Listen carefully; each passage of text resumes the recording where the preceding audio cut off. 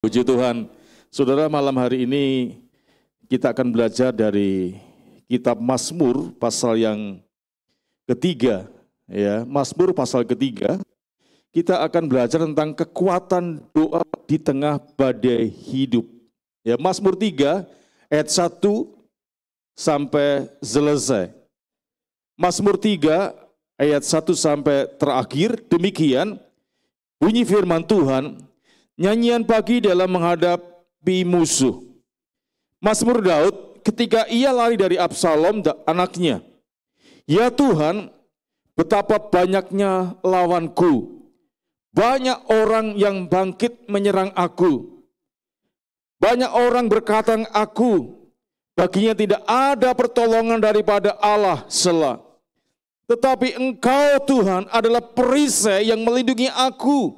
Engkaulah kemuliaanku dan yang mengangkat kepalaku. Dengan nyaring aku berseru kepada Tuhan, dan Ia menjawab aku dari gunungnya yang kudus sela. Aku membaringkan diri lalu tidur. Aku bangun sebab Tuhan menopang aku. Aku tidak takut kepada puluhan ribu orang yang siap mengepung aku. Bangkitlah Tuhan, tolonglah aku, ya Allahku. Ya Engkau telah memukul rahang semua musuhku dan mematahkan gigi orang-orang fasik. Dari Tuhan datang pertolongan, berkat-Mu atas umat-Mu sela. Saudara, jadi melalui firman Tuhan ini kita akan belajar tentang kekuatan doa di tengah badai hidup. Saudara, badai kehidupan bisa dialami oleh siapapun juga. Ya. Sebab pada kenyataannya saudara, tidak ada seorang pun yang kebal terhadap namanya badai kehidupan. Bahkan kalau kita ayat yang baru kita baca itu saudara, orang yang sangat berkuasa, orang yang mempunyai nama besar, mempunyai otoritas, bahkan orang yang begitu dekat dan intim dengan Tuhan, saudara, yang namanya Daud, bisa mengalami namanya krisis atau badai dalam kehidupannya. Nah, Mazmur yang baru kita baca tadi itu, saudara, merupakan ungkapan isi hati Daud ketika dia harus meninggalkan semua kenyamanannya. Secara tiba-tiba, saudara, ya, direnggut akibat pengkhianatan atau saudara kudeta dari siapa saudara? Anaknya sendiri, yaitu bernama Absalom. Saudara bisa bayangkan enggak situasi yang dihadapi oleh Daud ini? Yang mengkudeta, yang merebut kekuasaannya, bukan musuhnya, bukan orang lain, tapi anaknya. Bukan dengan cara baik-baik, tetapi dengan cara apa saudara? Mengkudeta, merebut saudara. Ya. Nah saudara, saya percaya saudara, situasi yang dihadapi oleh Daud ini betul-betul bukan situasi yang mudah untuk dihadapi, untuk dijalani. Karena apa saudara? Dia berhadapan dengan siapa? Anaknya sendiri. Darah dagingnya sendiri, bukan orang lain. Bukan keponakan atau bukan siapa, tapi anaknya sendiri. Saudara, sehingga dia harus keluar dari kenyamanannya. Dari tata kerajaannya dia harus lari dan keluar. Dan saudara, baru saja mungkin dia sedikit rileks, sedikit enak. Karena pada masa mudanya, dia juga punya pengalaman yang apa saudara? Yang tidak kalah serunya saudara. Enggak kalah sulitnya. Karena dikejar-kejar siapa saudara? Mertuanya sendiri. Yang bernama siapa? Saul. Setelah dia merdeka, setelah bebas, dia kembali memimpin, memerintah, menjadi raja. Sekarang saudara, muncul kembali. Dan itu adalah darah dagingnya sendiri, itu anak sendiri Absalom. Sehingga dia harus lari Bahkan kalau sudah membaca pembacaan Abba beberapa waktu yang lalu, ya 2 Raja-Raja pasal 15 sampai 17 menceritakan bagaimana ini pemberontakan Absalom kepada bapaknya sendiri, saudara. Sehingga digambarkan di sana akhirnya suasana hati seorang Raja Daud ini dikatakan dia mengalami sakit hati. Seperti seorang beruang yang kehilangan anaknya di padang. Malah kesedihan, saudara. Karena apa? Kok tega anaknya sendiri merebut, mengkudeta orang tuanya. Dan dia pergi dan lari, saudara. Karena apa? Ya mau dibunuh, saudara. Saudara, tapi apa yang dikerjakan oleh Daud? Saudara, nah melalui firman Tuhan ini kita mau belajar bagaimana sikap Daud dalam situasi seperti itu, apa yang dia lakukan. Tadi dalam ayat yang kelima dikatakan apa, saudara? Dengan nyaring aku berseru kepada Tuhan dan ia menjawab aku dari gunungnya yang kudus. Jadi cara menghadapi situasi dalam badai kehidupannya itu Daud, dia pertama adalah dia berdoa kepada Tuhan. Saya percaya, saudara, Daud bisa saja melawan dan menggunakan apa? Kekuatannya, kuasanya. Bahkan dia masih punya apa, saudara? Tentara, punya prajurit, punya pengikut. Bahkan dia masih punya banyak hal yang bisa diandalkan untuk bisa apa? Menghadapi di Absalom ini. Tetapi saudara, ya, kali ini dia harus melawan anaknya sendiri. Menghadapi sebuah dilema, saudara. Nah untuk itu saudara, Daud telah belajar bahwa cara-cara instan manusia itu tidak akan menyelesaikan masalah, justru akan membuatnya semakin buruk. Contohnya apa, saudara? Contohnya ketika Daud, saudara, dihukum oleh Tuhan setelah membunuh Uria. Demi menutupi dosanya dengan siapa? Berseba. Akhirnya apa? Ya, ini cara manusia yang dilakukan oleh Daud. Untuk menutupi dosanya, ya membunuh suaminya dengan apa? Diperintahkan perang. Ya, dan ditempatkan di paling depan. Untuk menutupi supaya dosanya itu enggak ketahuan. Tapi saudara, memang manusia enggak melihat, enggak tahu. Tapi Tuhan melihat. Dan Tuhan mengutus nabinya siapa, saudara? Nabi siapa? Hah? Nathan. Ya, Nabi Nathan, saudara. Ya. Untuk apa? Menegur siapa? Daud. Dan akhirnya ada firman Tuhan bagi Daud. Saudara, dia harus menghadapi peperangan dalam hidupnya. Sampai anak keturunannya, dia harus berperang, saudara. Apa yang dilakukan secara manusia itu menghasilkan sesuatu yang lebih buruk. Saudara, demikian juga dia punya pengalaman.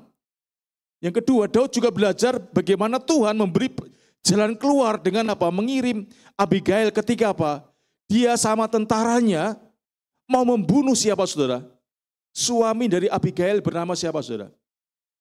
Nabal. Nabal, orangnya bebal, saudara ya. Dan Daud mau membunuh Nabal. Karena apa, saudara? Padahal dia itu berbuat baik, niat baik. Tapi dibalas dengan apa, saudara? Dengan kejahatan.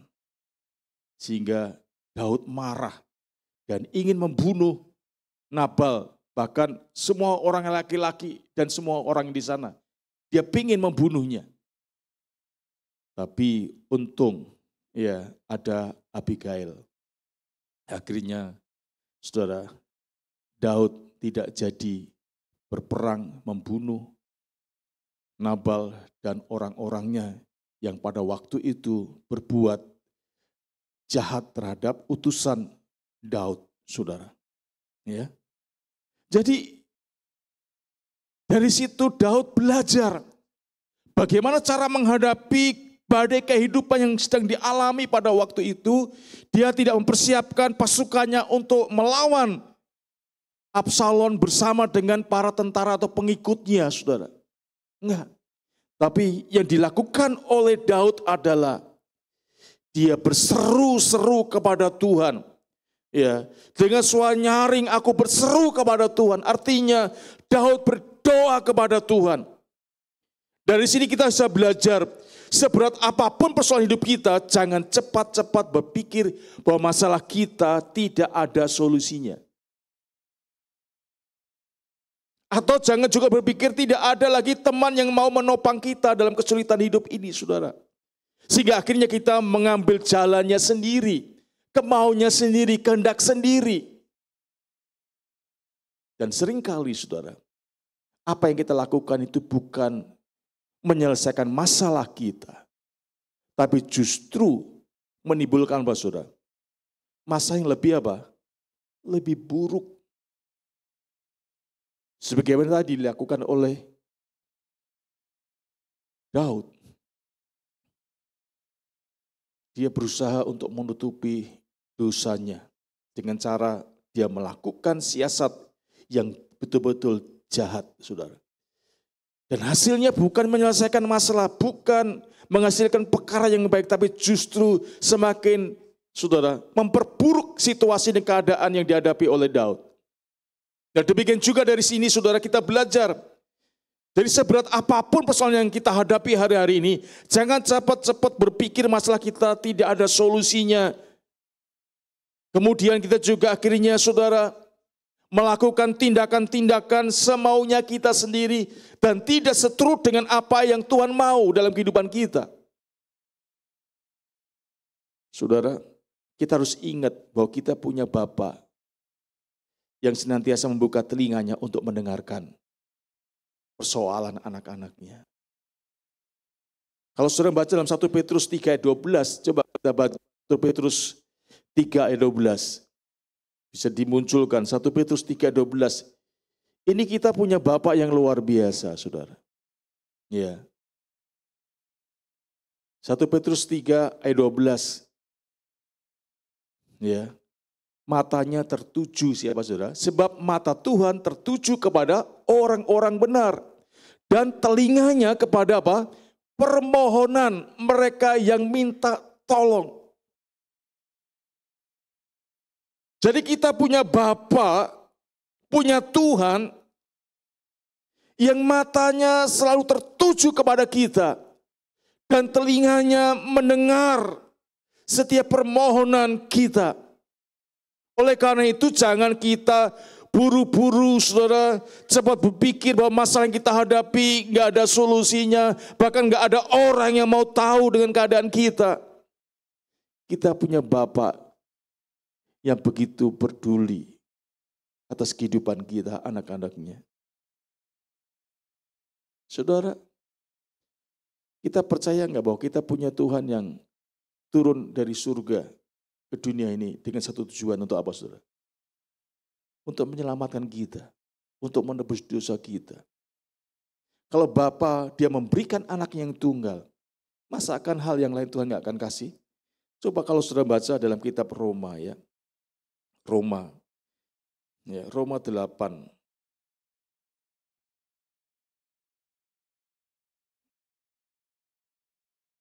Roma 8, ya.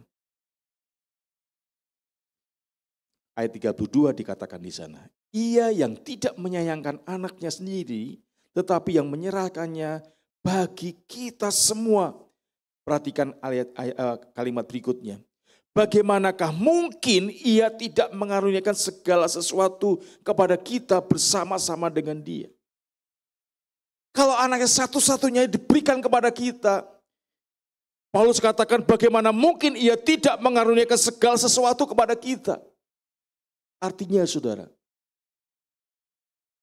masalah-masalah yang kecil, sepele, karena masalah manusia yang paling terbesar itu adalah kuasa dosa itu maut. Dan kalau itu sudah diselesaikan, masa perkara-perkara yang lain Tuhan gak mau tolong sih?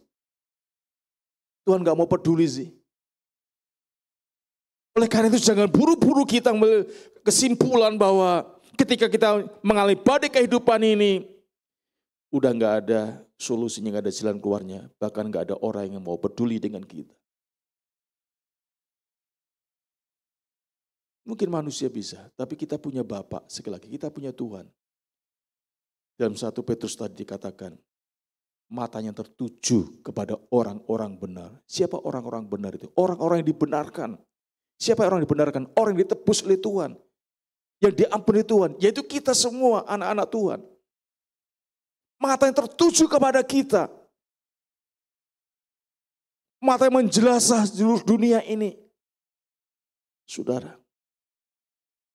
Kepada orang-orang yang telah ditebus. Dan telinganya, saudara, bagi mereka yang mohon, yang berdoa, yang berseru kepadanya. Saudara, dengan berdoa, Daud menunjukkan imannya kepada Tuhan. Dengan berdoa justru itu menunjukkan bahwa Daud itu orang yang beriman kepada Tuhan. Sejak kecil Daud bergaul intim dengan Tuhan, saudara. Sehingga dia tahu betul siapa Tuhan yang disembahnya itu. Pada waktu dia menghadapi Goliat, pada waktu dia menghadapi Saul, pada waktu dia berperang melawan musuh-musuh Israel yang begitu kuat-kuat, Daud tahu betul bahwa Tuhan sangat terbukti bisa dijadikan perlindungan, bisa dijadikan andalan dalam hidupnya. Sampai Daud menggambarkan Tuhan itu seperti perisai. Kalau sudah baca ayat yang keempat dalam kitab Mazmur pasal yang ketiga tadi, saudara, ya, Tuhan itu digambarkan seperti perisai. Ya, dikatakan di sana, dengan nyaring aku berseru, apa saudara? Oh, salah. Tetapi Engkau Tuhan adalah perisai yang melindungi aku. Engkaulah kemuliaanku dan yang mengangkat kepalaku. Saudara, Daud tahu betul siapa Tuhan yang disembahnya itu. Dia adalah perisai pelindung hidupnya. Sehingga saudara bisa lihat bagaimana sejarah Daud ini luar biasa. Menghadapi Goliat yang begitu luar biasa, tidak ada seorang pun yang berani muncul ketika Goliat ini menantang. Rajanya dikatakan orang yang paling hebat, juga paling tinggi, paling besar pada zamannya, juga enggak berani menghadapi. Tapi ada seorang muda yang masih imut-imut, saudara. Dia tampil dengan nama Allah Israel. Dia mengenal bagaimana Allah menyertai dia dalam menghadapi singa, serigala, beruang. Ketika dia mengembalakan, saudara, dia punya pengalaman pribadi dengan Allah. Karena dia mempunyai hubungan yang intim dengan Tuhan. Sehingga dia tahu persis apa yang Tuhan lakukan dan kerjakan dalam hidupnya. Sehingga saudara, ketika dia menghadapi badai kehidupan, dia berseru, dia berdoa, dia menjerit sama Tuhan. Karena dia tahu, Tuhan, Engkau adalah perisai yang melindungi aku. Engkaulah kemuliaanku dan yang mengangkat kepalaku. Jadi saudara dikasihi Tuhan, ketika badai kehidupan datang menimpa kita,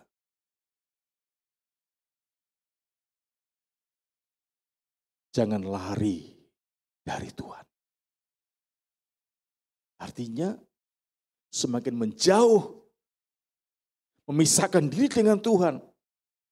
Kemudian kita melakukan tindakan-tindakan yang bodoh, saudara. Dan justru itu bisa membuat menjadi lawannya Tuhan. Tapi mari kita belajar dalam situasi seperti itu, saudara. Justru larilah kepada Tuhan. Jangan lari dari Tuhan, tapi larilah kepada Tuhan. Karena Tuhan bisa kita andalkan. Tuhan bisa memberikan solusi, bisa jalan keluar. Saudara, ketika engkau menghadapi situasi yang sulit pada kehidupan ini, mungkin engkau sudah menghadapi ekonomi yang susah. Orang mau jalan pintas dengan apa, saudara? Yang ramai sekarang ini. Dengan apa? Pertama dengan pinjol. Hanya dengan apa saudara? KTP ya? Kalau nggak salah dengan KTP, itu bisa pinjol saudara. Walaupun akhirnya benjol. Ya, pinjol akhirnya benjol. Ya, benjut, tahu saudara benjut ya. Terus sekarang ini yang lagi diatasi apa saudara? Judi online. Singkatannya apa saudara? Apa? Jurdol. Judi online saudara. Dan itu, wah dana yang terkumpul luar biasa. Ya, ratusan triliun, 900 triliun saudara. Ya, yang terlibat bukan hanya anak-anak, saudara. Bukan orang dewasa, anak-anak pun, saudara. Dari anak SD sampai perguruan tinggi, bukan yang karyawan biasa, tapi juga orang-orang punya jabatan, saudara. Ya, judi itu hanya dipancing, saudara. Pertama saudara dikasih menang. Tapi setelah itu namanya komputer, saudara ya. Itu bisa di setting, bisa di situ, saudara. Ya, akhirnya barangnya habis, semuanya habis. Akhirnya hutang, ya hutang untuk judi online, saudara. Ini orang mau kaya mendadak, kaya yang mudah, saudara. Tapi hasilnya apa, saudara? Ya, bikin pusing kepala, frustasi, bahkan ada yang akhirnya mengakhiri hidupnya. Saudara, berdoa sama Tuhan, saudara. Karena apa? Tuhan sendiri, Bapak sendiri yang memberikan jaminan pada saudara dan saya. Matanya tertuju kepada kita dan telinganya, saudara, bagi mereka yang berdoa, yang minta, yang mohon pertolongannya. Ini janjinya loh, saudara. Kecuali kalau saudara nggak percaya ya, nggak tahu, saudara.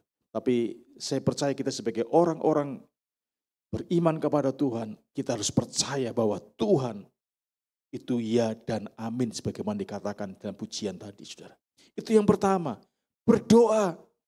Ya, jangan kemudian saudara ambil keputusan sendiri, semaunya sendiri, berdoa sama Tuhan. Seperti Daud, dia berdoa sama Tuhan, berseru kepada Tuhan dalam menghadapi badai kehidupannya yang begitu luar biasa, saudara. Dia menggunakan kekuatannya dengan cara-cara yang dulu pernah dilakukan dan kemudian gagal. Dan dia belajar dari situasi itu, kemudian dia berdoa dan mengandalkan Tuhan. Nah setelah berdoa apa, saudara? Yang kedua, yaitu dia berserah kepada Tuhan. Ya, dia berserah kepada Tuhan. Ayat yang ke-6 sampai ke-9 dikatakan di sana, ya. Aku membaringkan diri lalu tidur. Aku bangun sebab Tuhan menopang aku. Aku tidak takut kepada puluhan ribu orang yang siap mengepung aku. Bangkitlah Tuhan, tolonglah aku ya Allahku, ya Engkau telah memukul rahang semua musuhku dan mematahkan gigi orang-orang fasik. Dari Tuhan datang pertolongan berkat-Mu atas umat-Mu Selah. Yang kedua adalah berserahlah kepada Tuhan. Nah, kenapa saudara? Kita perlu berserah kepada Tuhan. Karena banyak orang Kristen, saudara, tetap tenggelam dalam apa, saudara? Keterpurukannya. Walaupun ia sudah berdoa berkali-kali. Ada nyanyian apa yang berkali-kali itu? Tuhan selalu menolong ya. Saudara, banyak orang Kristen tetap tenggelam dalam keterpurukannya walaupun dia sudah berdoa berkali-kali. Mengapa, saudara? Karena mereka lupa bahwa selain mengungkapkan permasalahannya kepada Tuhan, selain dia berseru kepada Tuhan, kita juga harus menyerahkannya kepada Tuhan. Jadi gak hanya cukup berdoa, tapi juga perlu menyerahkan. Mazmur 55 ayat 23 dikatakan apa? Serahkanlah bebanmu kepada Tuhan, karena Ia akan menopang kamu. Saudara, ada terjemahan yang lain, saudara. Ya, bagi saya itu bagus sekali. Ya, sebentar ya, saudara ya. Mazmur 55 ayat yang ke-3. Ada terjemahan, saudara, terjemahan Indonesia modern misalnya, saudara. Dikatakan di sana hampir sama. Serahkanlah bebanmu kepada Yahweh dan Dia akan menopang engkau. Tidak untuk selama-lamanya orang benar dibiarkan. Kemudian ada lagi terjemahan ya Indonesia literal ya. Dikatakan di sana, lemparkanlah bebanmu kepada Yahweh dan Dia akan menopang engkau. Tidak untuk selamanya goyahnya orang benar itu akan dibiarkan. Jadi ada istilah melemparkan, saudara. Ya, jadi nggak cukup berdoa, tapi juga kita harus menyerahkan, artinya melemparkan. Ada istilahnya melepas kepala, tapi apa saudara? Megang ekornya. Berdoa sih berdoa, tapi masih aja saudara kita memikirkan ya, bagaimana caranya, saudara. Apalagi pengen cepat-cepat supaya masalah itu segera selesai. Saudara, kata melempar itu berarti saudara, ya udah dilepas, diserahkan sepenuhnya kepada Tuhan. Jangan kemudian kita, saudara, ya berdoa, menyerahkan, tapi enggak diserahkan sama Tuhan. Ya, jadi kita masih memikirkan cara manusia, ingin secepatnya masalah pergi sesuai dengan yang kita mau.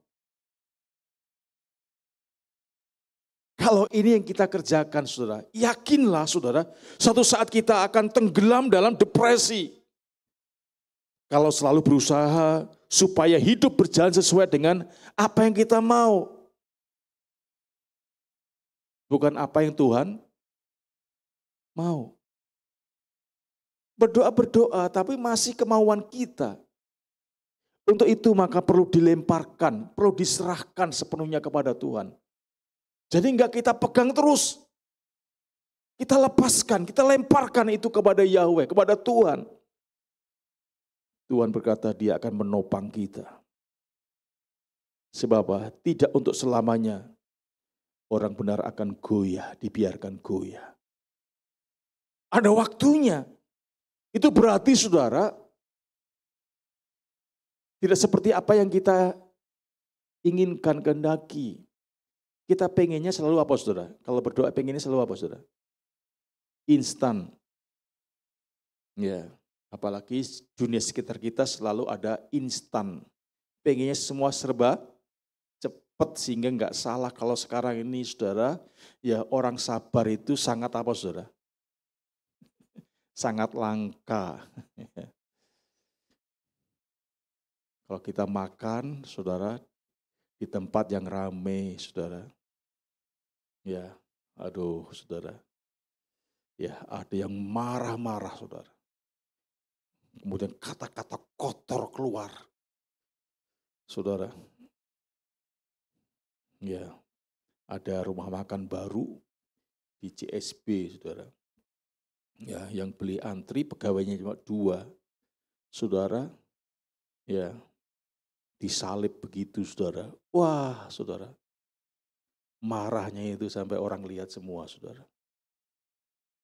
Ya. Saudara, sabar akhirnya menjadi barang yang langka. Ya. Karena apa? Semuanya serba instan. Cepat. Karena ada apa? Cepat yang dapat. Ya. Nah saudara, tapi dalam hal ini bagi Tuhan bukan seperti itu. Kadang-kadang Tuhan justru seolah-olah itu memperlambat. Seolah-olah itu sengaja tidak segera. Semacam seperti diulur-ulur begitu saudara. Ditunda begitu. Itu bukan berarti Tuhan tidak sayang. Bukan berarti Tuhan tidak cinta sama kita. Bukan berarti Tuhan tidak mau mendengar dan menjawab dan peduli kepada kita. Di Alkitab begitu banyak contoh. Ya. Ternyata ditunda itu lebih baik. Karena di balik itu Tuhan punya rencana yang lebih indah. Contohnya di Alkitab siapa saudara? Ada dalam satu keluarga ada 3 orang. 1 pria, 2 perempuan. Siapa itu? Siapa tadi? Maria, Marta, Lazarus. Tuhan sayang nggak sama keluarga ini? Alkitab mencatat begitu mengasihi. Sampai Yesus dikatakan juga di sana dikatakan Yesus menangis saking sayangnya. Saudara, kalau sayang kan pasti prioritas. Begitu saudara ya.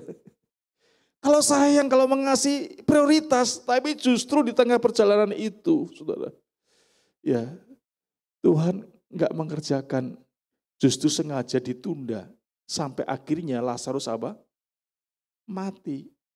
Tapi Tuhan katakan, ya penyakit itu akan mendatangkan kemuliaan Bapa, kemuliaan Allah. Dibiarkan sampai akhirnya Tuhan sudahlah percuma, sudah 4 hari, sudah busuk. Tapi Tuhan katakan, percaya saja. Ya. Akhirnya apa yang nggak mungkin menjadi mungkin. Lazarus bangkit, Lazarus hidup. Dan di balik semua itu ternyata apa saudara? Tuhan punya rencana. Nama Tuhan dipermuliakan. Dengan cara apa? Banyak orang-orang Yahudi, tokoh-tokoh agama, akhirnya menjadi apa saudara? Percaya sama Tuhan. Nah seringkali Tuhan izinkan sesuatu itu terjadi dalam kehidupan kita saudara. Dengan tujuan karena Allah punya rencana yang lebih besar dari apa yang pernah kita pikirkan saudara. Oleh karena itu saudara, Daud ketika dia menyerahkan seluruh keberadaan hidupnya kepada Tuhan. Maka Daud bisa apa saudara? Tidur. Bisa tidur dengan apa saudara? Dengan tenang. Ya, kalau saudara baca ayat yang ke-6, ya, dikatakan Daud tidur, bisa tidur dan bangun. Ya, saudara. Kenapa saudara? Karena Daud mau menyerahkan semua masalah yang dihadapi pada waktu itu diserahkan, dilemparkan kepada Tuhan. Ini urusan Tuhan. Sehingga apa? Daud setiap malam bisa tidur dengan baik, kemudian pagi harinya dia bangun. Ya. Dia bangun. Dikatakan di sana, aku telah berbaring dan tidur, aku bangun. Karena Yahweh menopangku. Oh ini terjemahan yang tadi saudara ya. Saudara, dia bisa tidur. Walaupun saudara ancaman masalahnya belum selesai, tapi dia bisa tidur ya. Banyak orang ketika ada masalah memang tidak bisa tidur, gelisah. Bahkan akhirnya apa saudara? Minum obat. Tapi Daud enggak saudara. Pada waktu itu enggak ada apotek saudara ya. Apoteknya hanya di dalam Tuhan Yesus. Dia menyerahkan masalahnya kepada Tuhan. Tidak hanya berdoa berseru kepada Tuhan, tapi dia menyerahkan semua persoalan masalahnya kepada Tuhan. Kalau begitu, apakah kita tidak boleh berusaha? Justru saudara, berusaha adalah salah satu bukti bahwa kita mempercayai Allah yang akan memberikan jalan keluar. Nah kalau kita baca kisah Daud tadi saudara, dalam menghadapi dengan anaknya saudara, Daud juga tetap menjalankan strateginya saudara. Kalau saudara baca dalam 2 Samuel pasal 15 ayat 32 sampai 37, Daud ini mengutus namanya Husai untuk bertemu dengan Absalom anaknya saudara. Ya. Tetapi saudara, di tengah usahanya itu, Daud tidak menggantungkan dirinya kepada strateginya. Ya. Daud justru berkata apa? Dari Tuhan datang pertolongan. Artinya saudara, Tuhan yang akan bekerja, Tuhan yang akan bertindak, Tuhan yang akan apa saudara, mengerjakan apa yang menjadi masalah yang kita hadapi. Bukan Daud dan bukan Husai, saudara. Tapi Tuhan. Kita pernah membaca Mazmur 37 ayat yang kelima. Serahkanlah hidupmu kepada Tuhan dan percayalah kepada Allah. Maka ia akan bertindak. Jadi Daud, saudara, dia tetap menggunakan strategi dengan cara tadi. Dia mengutus Husai untuk bertemu dengan Absalom.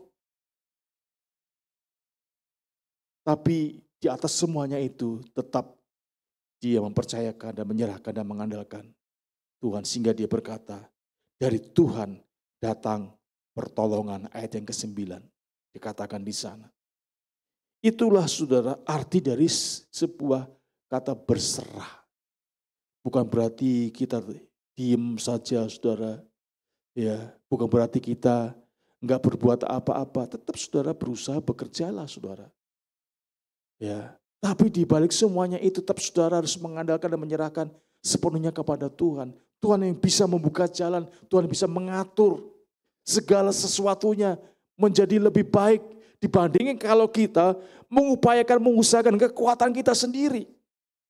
Tetap kita harus bekerja, berusaha. Tapi di balik itu semuanya kita letakkan dan serahkan sama Tuhan. Biar Tuhan yang akan menggerakkan orang-orang tertentu untuk bisa saudara, bekerja sama dan menolong saudara, memberikan jalan keluar, bahkan memberkati saudara. Ya, saudara, kalau Tuhan sudah bekerja, tidak ada seorang pun bisa menghalanginya, saudara. Saudara, jadi berdoa dan menyerahkan sepenuhnya kepada Tuhan. Walaupun mungkin saudara, ya waktunya bukan seperti yang kita kehendaki. Kita letakkan, kalau kita menyerahkan berarti ya itu urusan Tuhan. Saudara, pengalaman kita mengurus izin ini saudara ya. Ya ada tawaran banyak orang, tapi dengan cara apa saudara? Dengan cara ya seperti preman begitu saudara.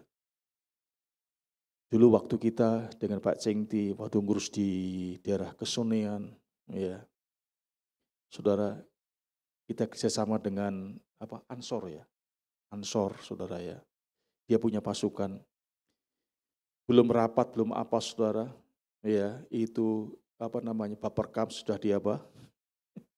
disegel, kemudian snack yang akan dipakai malam harinya untuk pertemuan itu dilempar-lempar saudara, sehingga yang ngurus ini, yang orang Ansor ini pengen membalas, tapi kita bilang enggak usah, kita nunggu waktunya Tuhan, kesana enggak boleh cari tempat lagi, muter-muter 5 kali sampai akhirnya sampai di sini. Dan waktunya Tuhan, kalau sudah waktunya Tuhan bekerja saudara, semuanya Tuhan atur sedemikian rupa sehingga saudara ya dari lingkungan FKOB, Kemenak, semuanya langsung berlanjut, saudara. Memang gak mudah, 20 tahun kita menunggu. Dan kalau bukan Tuhan yang menopang kita, saudara, kita gak akan mungkin bisa. Kenapa Tuhan menopang kita, saudara? Karena setiap hari Kamis kita kumpul berdoa khusus untuk apa, saudara? Pembangunan. Bukannya Kamis saja, tiap hari, setiap ada doa pagi, kita selalu bawa dalam doa.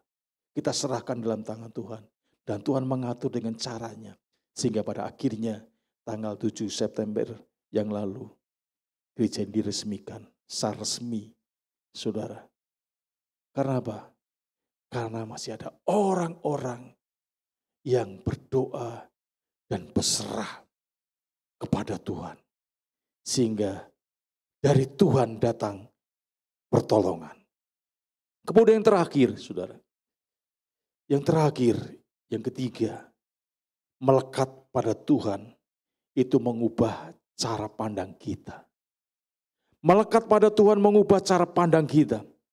Apa yang kemudian yang dilakukan oleh Daud, apa yang dialami oleh Daud, saudara? Walaupun masalah yang dihadapi belum berakhir, tapi Daud sudah bisa merasakan ketenangan dalam hidupnya. Bisa mengalami ketenangan. Dan itu dibuktikan dengan apa, saudara? Dia bisa tidur, bahkan tidak gentar menghadapi apa, saudara?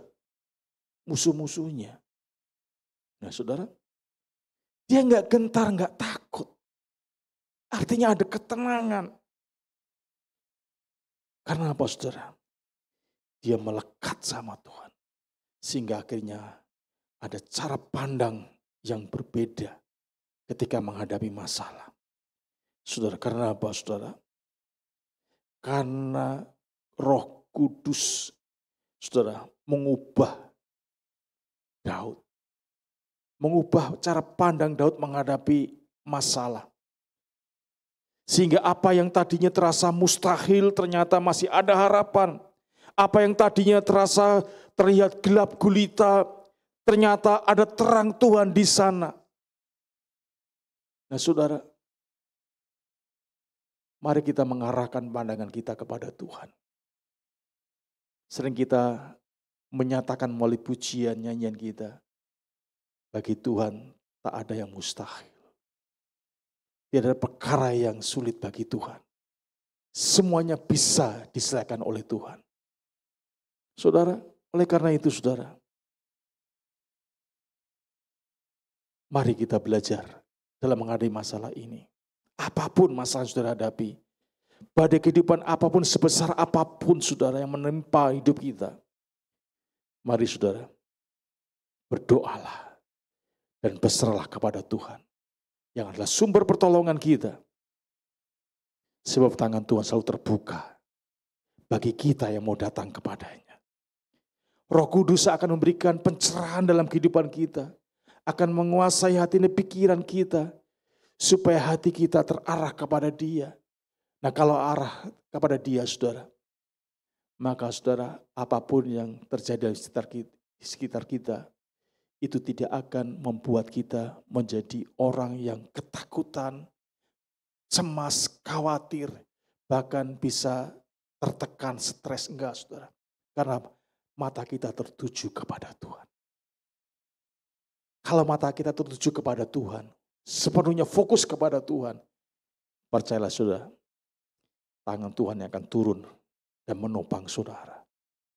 Kalau tangan Tuhan yang menopang saudara, apa sih yang bisa menggoyahkannya? Saudara, bagi Paulus, kalau saudara baca dalam kitab Roma pasal yang ke-8 tadi saudara. Ya, coba kita akan lihat Roma 8. Apakah saudara yang bisa memisahkan kasihnya Tuhan? Ya. Coba saudara perhatikan di sana.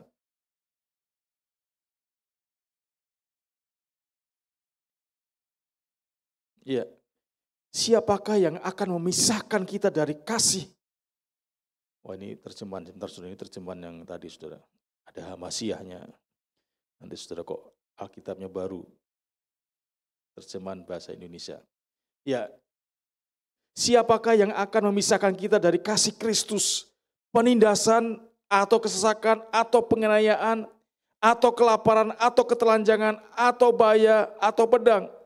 Saudara, kasih Tuhan terlalu besar untuk menghadapi situasi seperti itu, saudara. Artinya tidak ada yang bisa mengubah, yang bisa memisahkannya. Oleh karena itu, saudara, kenapa Paulus mampu menghadapi badai kehidupan yang luar biasa itu? Kenapa?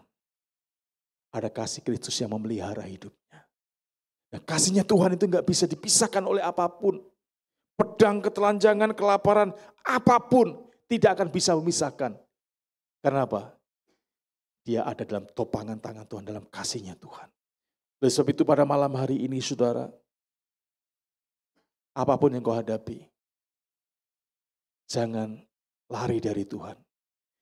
Tapi saudara, datanglah kepada Tuhan. Larilah kepada Tuhan. Berdoa dan berseru dan menyerahkan, melemparkan semua badai itu kepada Tuhan. Biar Tuhan yang membuat tenang badai itu. Sebagaimana para murid Yesus ketika menghadapi badai. Dia teriak sama Tuhan. Dan Tuhan membuat badai itu menjadi tenang. Sehingga dia bisa menjalankan kehidupannya dengan baik. Dan saya berdoa ketika saudara hari ini, Tuhan izinkan badai itu datang. Karena Tuhan ingin menunjukkan kuasanya, kasihnya, pengharapannya kepada orang-orang yang mau datang kepadanya. Oleh sebab itu malam hari ini, apapun masalah saudara, bagi Tuhan tidak ada yang sukar. Bagi Tuhan tidak ada yang sulit. Selama kita percaya dan mau mengandalkan Dia, Tuhan yang akan bekerja. Tuhan akan bertindak untuk menolong saudara dan saya. Kayak firman Tuhan ini menolong kita. Bagaimana seharusnya kita bertindak dalam menghadapi badai hidup ini. Jangan menggunakan cara-cara manusia yang bukan akan menyelesaikan masalah, tapi justru akan memperburuk masalah kita. Tapi sebaliknya, datanglah kepada Tuhan. Berdoa, berseru, berserah. Dan bangun hubungan semakin intim. Maka engkau akan seperti Daud. Sekalipun masalahnya belum selesai, tapi dia tenang. Dia bisa tidur dan enggak dalam ketakutan. Saudara, dan saya percaya bahwa kita ingin mengalami itu semuanya. Dan untuk itu teladani apa yang dilakukan oleh Daud. Tuhan memberkati. Mari kita beri bersama-sama saudara. Kita akan datang dengan satu pujian. Tak terbatas kuasa-Mu Tuhan.